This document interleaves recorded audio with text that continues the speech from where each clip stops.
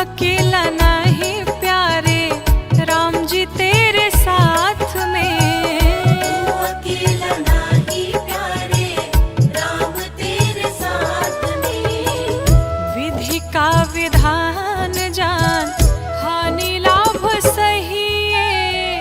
जाहि विधि राखे राम, ताहि विधि रहिए।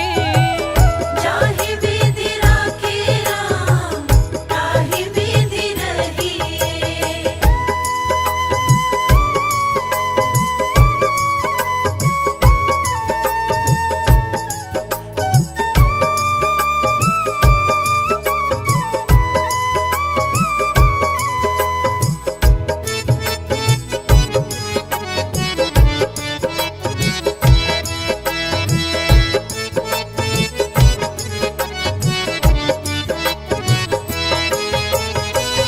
किया अभिमान तो फिर मान नहीं पाएगा।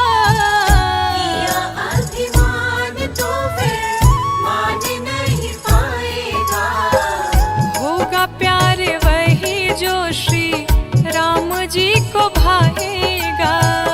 होगा प्यारे वही जो श्री राम जी को भाएगा। फल आशा त्याग शुभ काम करते रहिए। जाहि विधि राखे राम, ताहि विधि रहिए। जाहि विधि राखे राम, ताहि विधि रहिए।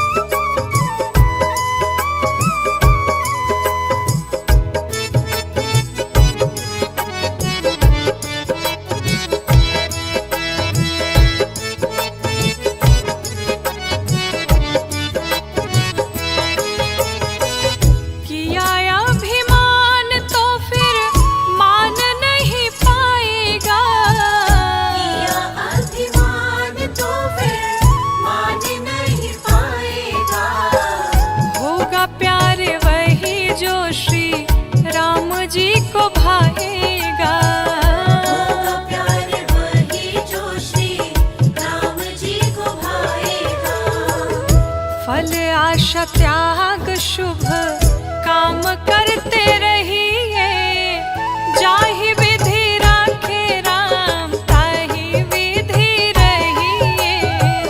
जाहि विधि राखे राम ताहि विधि रहिए।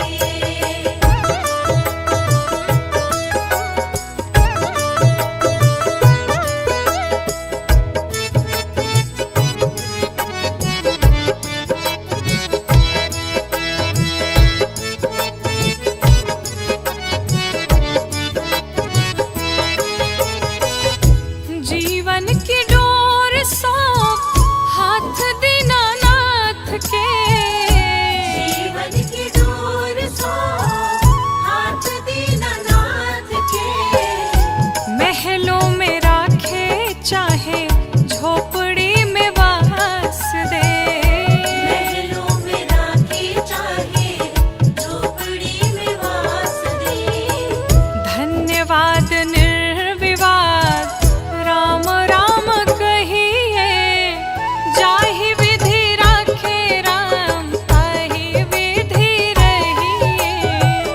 जाहि विधि राखे राम ताहि विधि रहिए।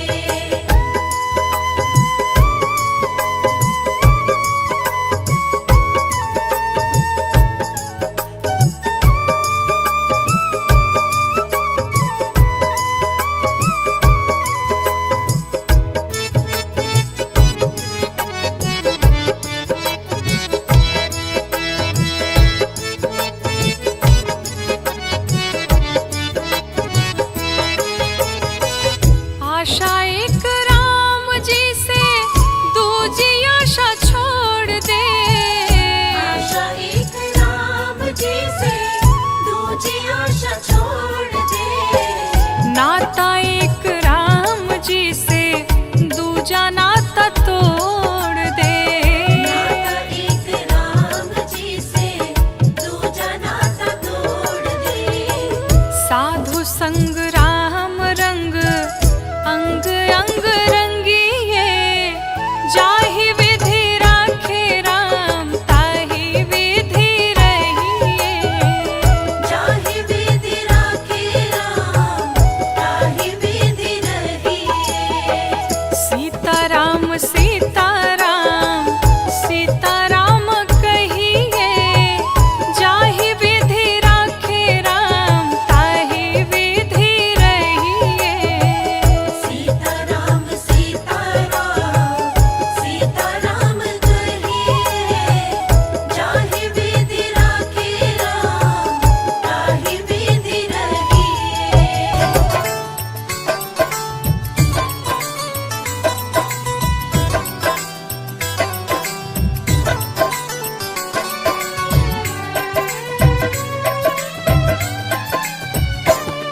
नगरी हो अयोध्या सी, नगरी हो अयोध्या सी। रघुकुल सा घराना हो, रघुकुल सा घराना हो। चरण हो राघव के जहाँ मेरा ठिकाना हो।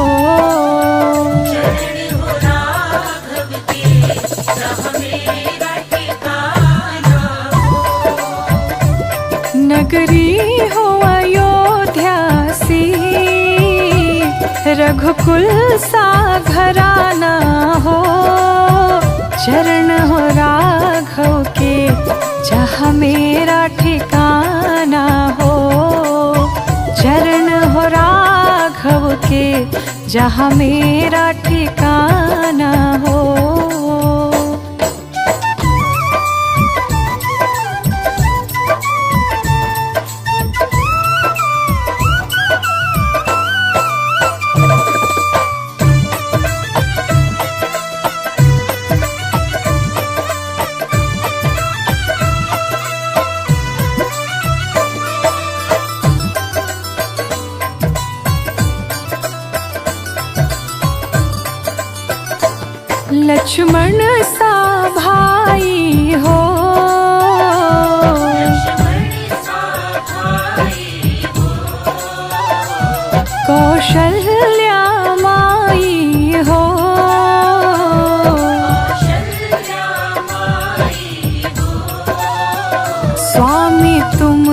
जैसा मेरा रघुराई हो। स्वामी तुम जैसा मेरा रघुराई हो। नगरी हो अयोध्या सी, रघुकुल सा घराना हो। चरण हो राघव के जहाँ मेरा ठिकाना हो। चरण हो राघव के जहाँ मेरा ठिकाना हो।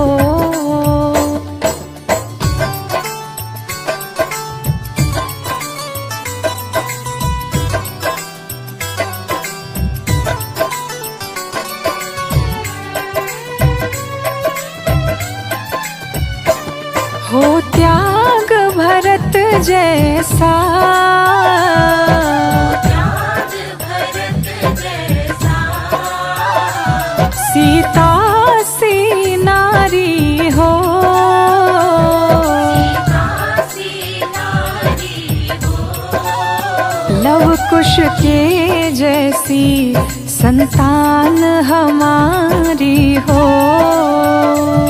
कुश की जैसी संतान हमारी हो। नगरी हो अयोध्या सी, रघुकुल सा घराना हो। चरण हो राघव के जहाँ मेरा ठिकाना हो। चरण हो राघव के जहाँ मेरा ठिकाना हो।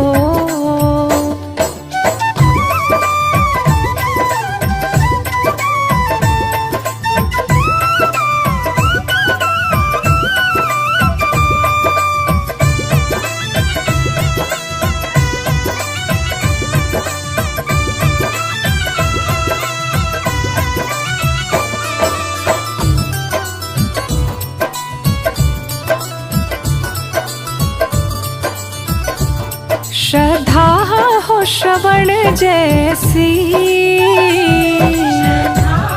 श्रवण जैसी। शबरी सी भक्ति हो। शबरी सी भक्ति हो। हनुमत के जैसे निष्ठा और शक्ति हो। हनुमत के जैसी निष्ठा और शक्ति हो। नगरी हो अयोध्या सी, रघुकुल सा घराना हो। चरण हो राघव के जहाँ मेरा ठिकाना हो। चरण हो राघव के जहाँ मेरा ठिकाना हो। नगरी हो अयोध्या सी, रघुकुल सा घराना हो। चरण हो राघव के जहाँ मेरा ठिकाना हो। चरण हो राघव के जहाँ मेरा ठिकाना हो।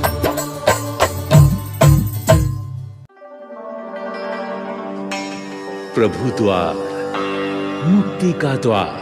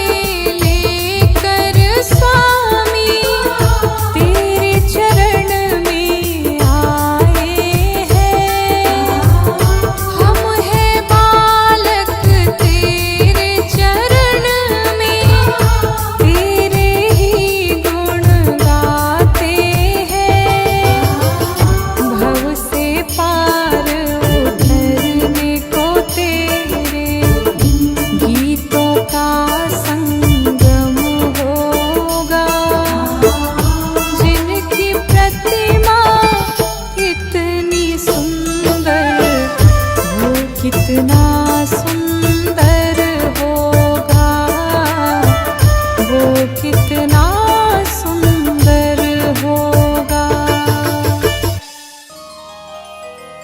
सभी दासियां दौड़ पड़ी। जैसे ही भगवान राम सरकार का जन्म हुआ, महाराज दशरथ के पास पहुंच करके सभी कहती है, महाराज आपको बधाई हो।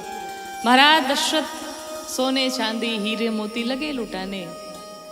जितने गाने वाले थे, बजाने वाले थे, सब महाराज दशरथ के महल में पहुंच करके आज सभी बधाई गीत गा रहे हैं।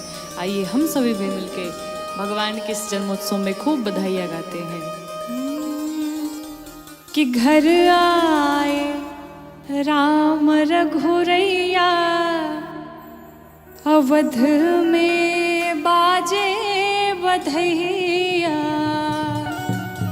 अरे घर आए राम रघुरैया, अवध में बाजे बधैया। घर आए राम रघुरैया, अवध में बाजे बधैया। बाजे बधैया हो, बाजे बधैया। बाजे बधैया हो, बाजे बधैया। बाजे बधैया जी, बाजे बधैया।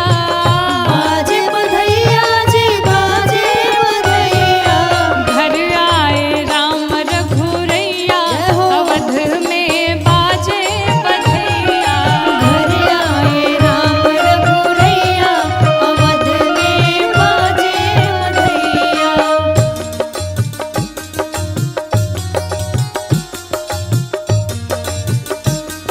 बोलो रामलला सरकार की जय।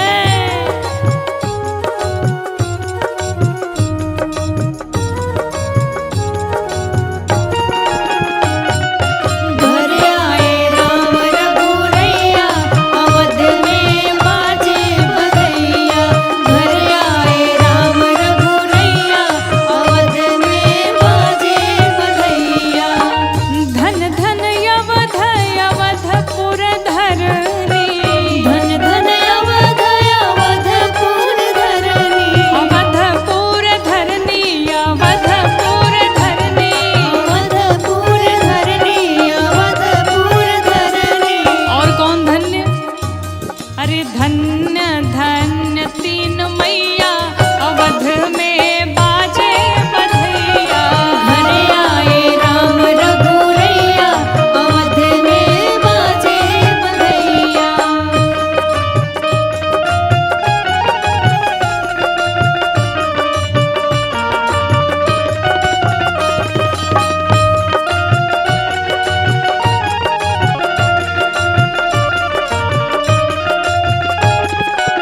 घर आए राम रघुरैया, अवध में बाजे बधैया।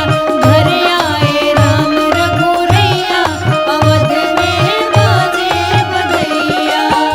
धन धन भाग भाई लखन के।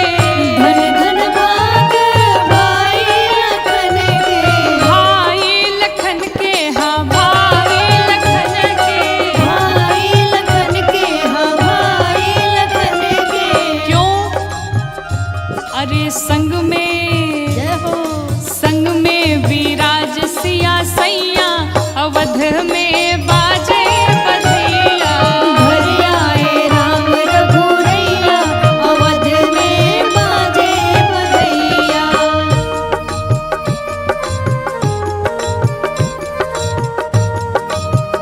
बधाई हो। घर आए राम रघुरैया, अवध में बाजे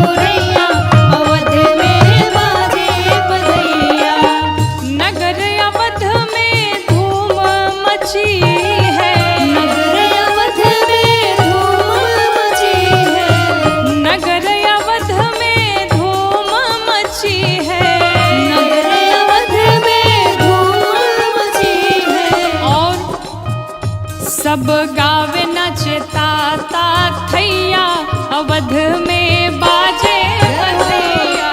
घर आए राम रघुरैया, अवध में बाजे बधैया।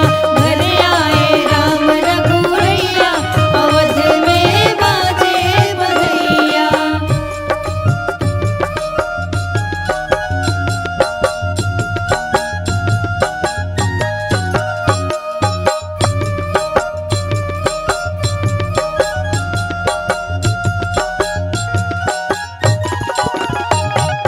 घर आए राम रघुरैया, अवध में बाजे बधैया।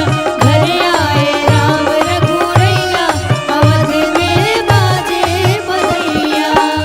देख ललन के बिहस राजा दशरथ, देख ललन के बिहस राजा दशरथ। बिहस राजा दशरथ, हाँ बिहस राजा दशरथ। बिहस राजा दशरथ, हाँ बिहस राजा दशरथ। और भगवान राम को देख करके पूरे अयोध्यावासी नगरवासी आज सभी देवता प्रसन्न है, इसलिए सभी हाथ उठा करके पूरे पूरे बड़े भाव के साथ कैसे गाएंगे। अरे हर से लालो गलो गैया, अवध में बाजे बधैया। घर आए राम रघुरैया, अवध में बाजे बधैया। घर आए राम रघुरैया, अवध में बाजे बधैया। घर आए राम रघुरैया, अवध में बाजे बधैया।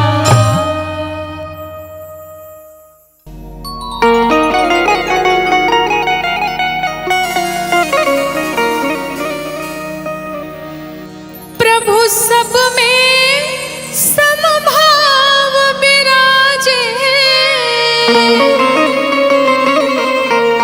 प्रभु सब में समभाव विराजे। सबका करे उद्धार, बरस रही प्रभु की कृपा अपार। बरस रही प्रभु की कृपा अपार। बरस रही प्रभु की प्रभु सब में समभाव विराजे। प्रभु सब में समभाव विराजे। सबका करे उद्धार, बरस रही प्रभु की कृपा अपार। बरस रही प्रभु की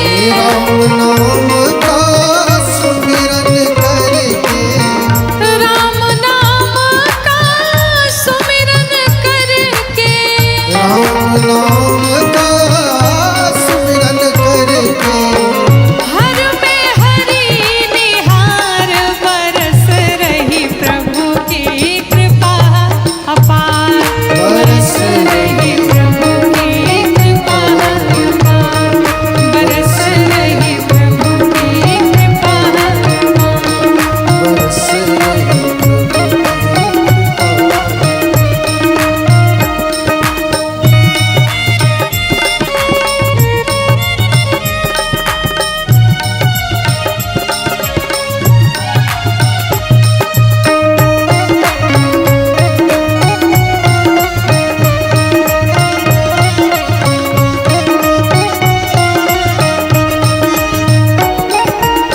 सत्संग सेवा सुमिरन कर ले श्रद्धा भक्ति से जीवन भर ले ये सत्संग सेवा सुमिरन कर ले श्रद्धा भक्ति से जीवन भर ले सत्संग सेवा सुमिरन कर ले श्रद्धा भक्ति से जीवन भर ले ये श्रद्धा भक्ति से जीवन भर ले राम कथा की गंगा नहा ले राम कथा की गंगा नहाने राम कथा की गंगा नहा ले राम कथा की गंगा नहाने भिक्षु कहे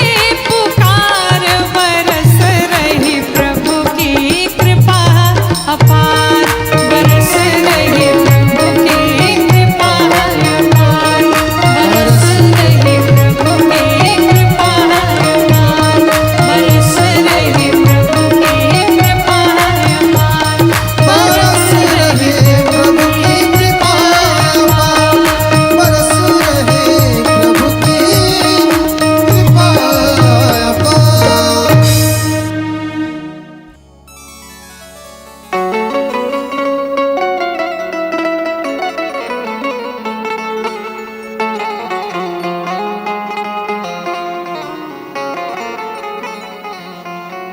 एक बहुत प्यारा पद है, पहले की माताएं बहनें गाती थी। क्या? मेरे साथ में सभी मिलके गाइए। कि राम ही राम हरि रटन लागे जिभिया राम ही राम रटन लागे जिभिया राम ही राम रटन लागे राम ही राम रटन लगे रटन लागे जिभिया बोलन लागे जिभिया रटन लगे जीविया धुन लगे जीविया क्या श्री सीताराम रटन लागे जिभिया सीताराम रटन लगे जीविया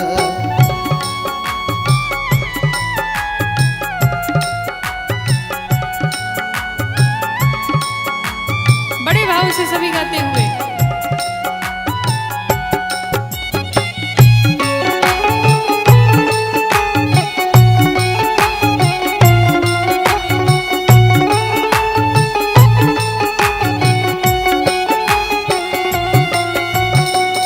आंखें क्या कहती हैं? आंखें चाहती हैं कि मेरे रघुनाथ जी का, किशोरी मैया का सदैव दर्शन करते रहें। कहते हैं अखिया कहे हरि दर्शन करबे रामा अखियाँ कहे हरि दर्शन कर बैरामा अखिया कहे हरि दर्शन करबे रामा अखियाँ कहे हरि दर्शन कर बैरामा आंखें कहती भगवान का दर्शन करने के लिए, कान क्या कहते हैं? कनवा कहे हम कनवा कहे हाँ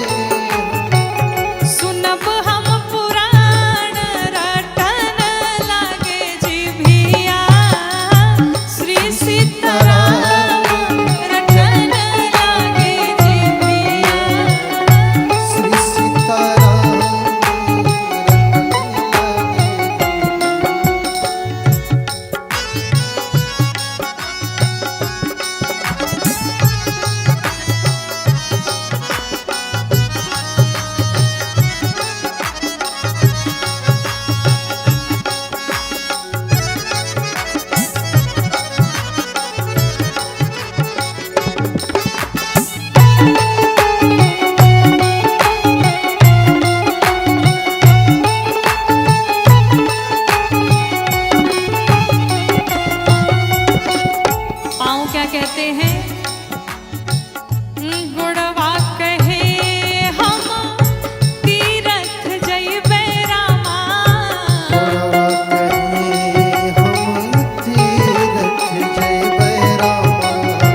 गुड़वा कहे हम तीरथ जइबे रामा, गुड़वा कहे हम तीरथ जइबे रामा, हथवा कहेला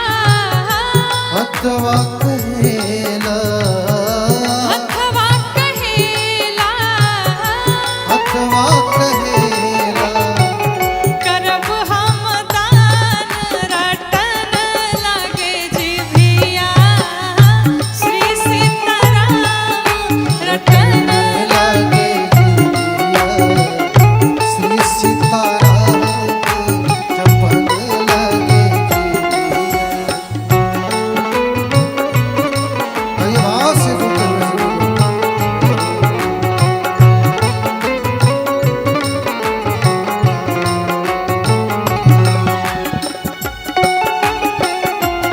राघवेंद्र सरकार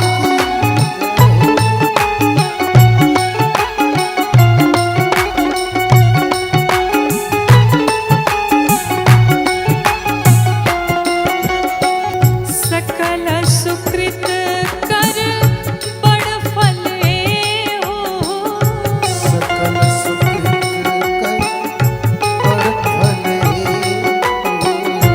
राम सिया पद सहज स्नेह हो,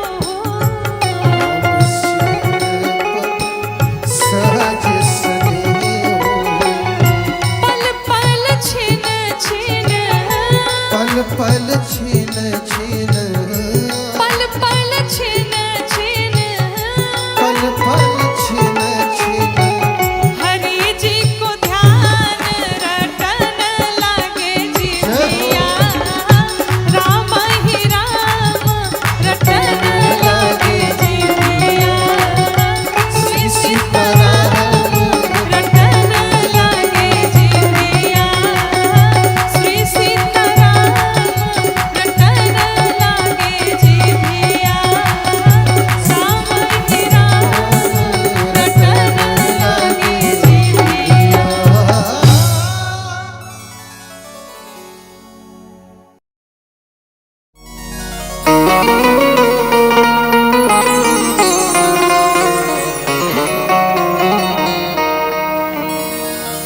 कि आजो मिथिला नगरिया निहाल सखिया, कि आजो मिथिला नगरिया निहाल सखिया, कि चारों दुल्हा में अरे बड़का कमाल सखिया। आइए मीठी मीठी तालियों के साथ बड़े भाव से मिलते हुए गाएंगे।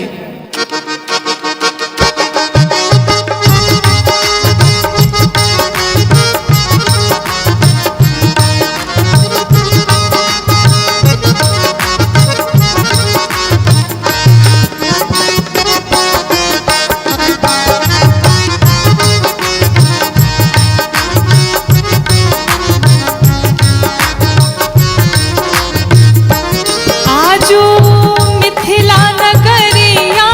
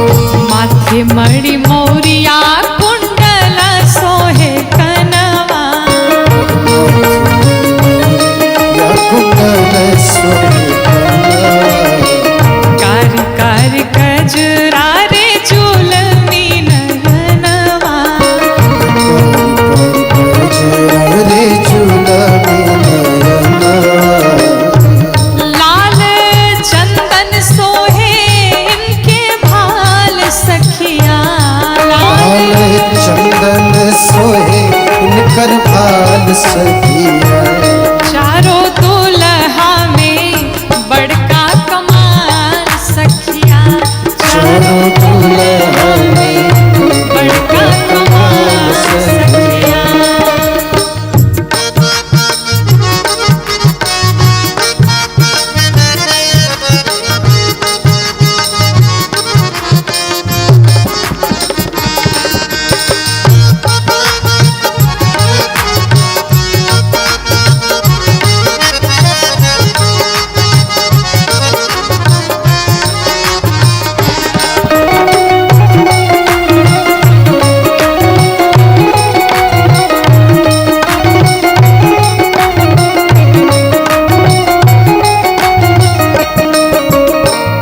आज सभी मिथिलावासी बड़े प्रसन्न हैं मेरे रघुनाथ जी की उस सांवली सी सूरत को देख करके सभी आनंदित हैं और क्या कहते हैं, गगन मगन आजो मगन धरतिया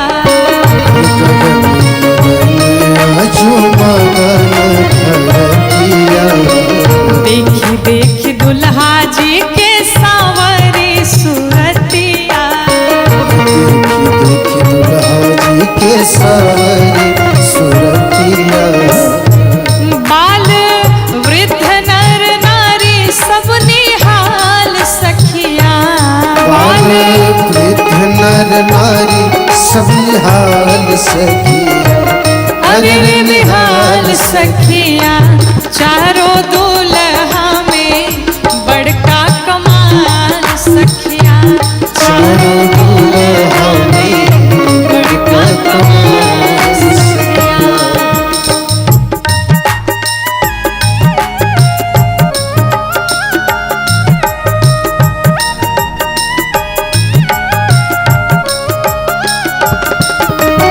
वहां से झूठे हुए सब लोग जय हो राघवेंद्र सरकार की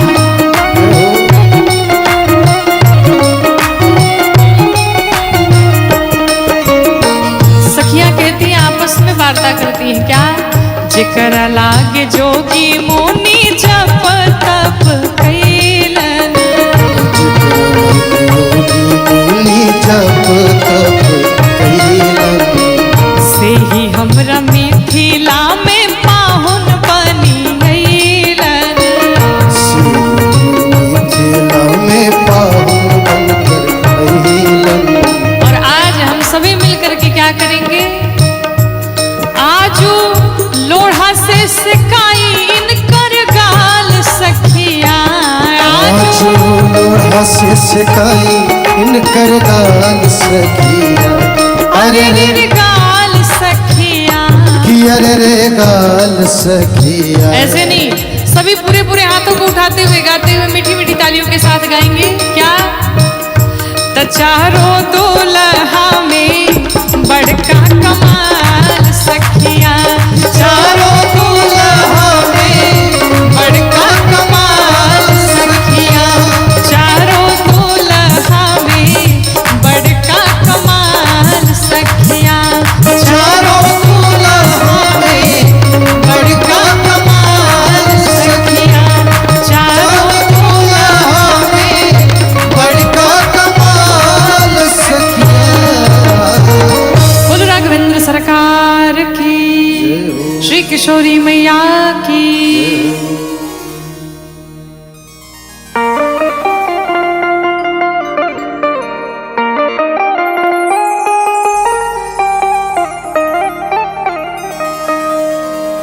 श्री जानकी मैया आज पुष्प वाटिका में गई और माँ गौरी का पूजन करती है, माँ से वरदान मांगती है, कहती है कि पूजा की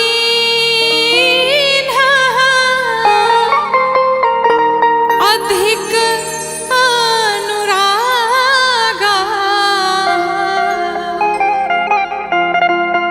और निज अनुरूप सुभग वर मांगा। मैया ने माँ गौरी का पूजन किया और माँ से कहती निज अनुरूप अर्थात एक बार सर से पांव तक मुझे निहार लीजिए, मैं जैसी हूँ मेरे ही अनुरूप मुझे वर चाहिए। मैया माँ के चरणों में बैठ के माँ गौरी से वंदना करती हैं और मैया से मांगती हैं। क्या मांगती हैं? किसिया मांग रही अवध को राज, सरयू नहाने को। तो मैया मांग रही अवध को राज, सरयू नहाने को। मैया मांग रही अवध को राज, सरयू नहाने को। मैया मांग रही अवध को राज, सरयू नहाने को। मांग रही अवध को